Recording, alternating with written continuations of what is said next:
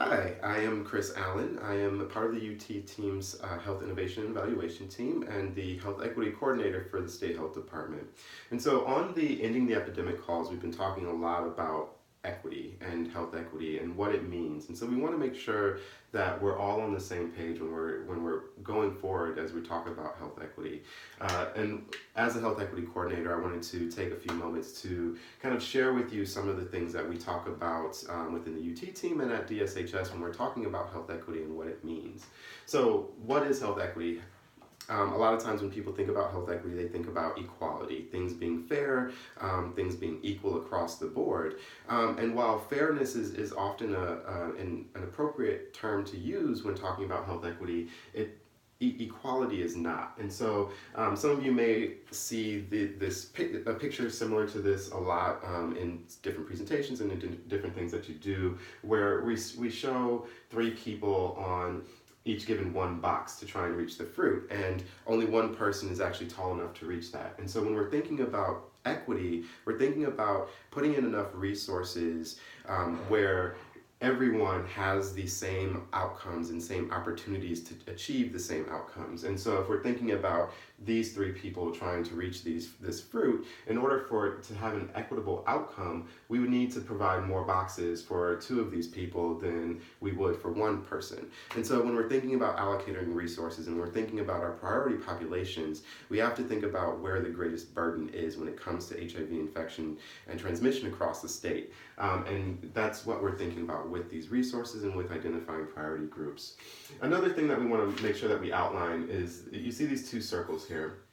A lot of times we'll say that health disparities and health inequities are interchangeable, but that's not the case. Health inequities are part of health disparities. Health inequities are a health disparity. However, health disparities are not always health inequities. When we're talking about health disparities, we're talking about a difference in outcomes between two different populations. And so if we're talking about Alzheimer's, for example, people who are 75 years or older have a much greater chance of being diagnosed with Alzheimer's than people who are younger. And so that's a disparity that is always going to exist because it's biological. It's part of our natural growth process, and as our brains develop and change over time.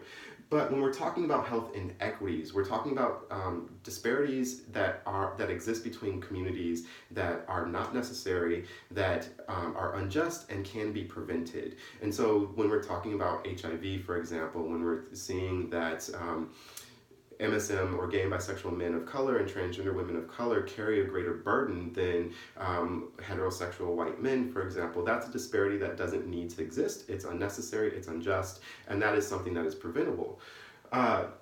So health inequities exist because they're often built into our systems. We have to take a look at our systems to see why our systems are not working for certain communities the way they're working for other communities. They're encouraged by our environment when we're talking about stigma, when we're talking about anti-gay discrimination, when we're talking about those different social determinants of health that contribute to inequities and disparities. Those are parts that are often encouraged by the environments that we are in. And so we have to take a look at our environment. What about our environment is creating this disparity? Is it transportation? Is it political? Is it something that can be changed about our environment that can address this? And there's often inaction in the face of need.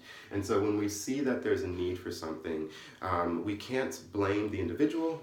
We have to look at systems, we have to look at environment, and we have to take action. We cannot just sit back and see how things unfold. We have to take action when we see need.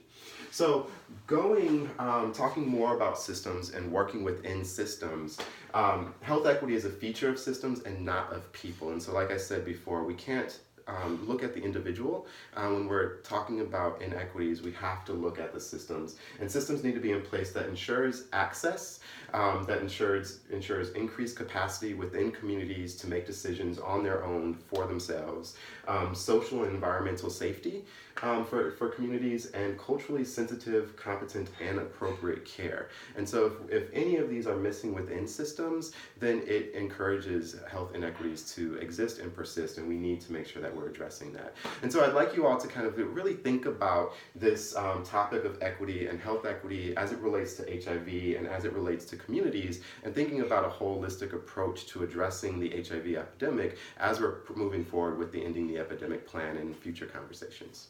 Thank you.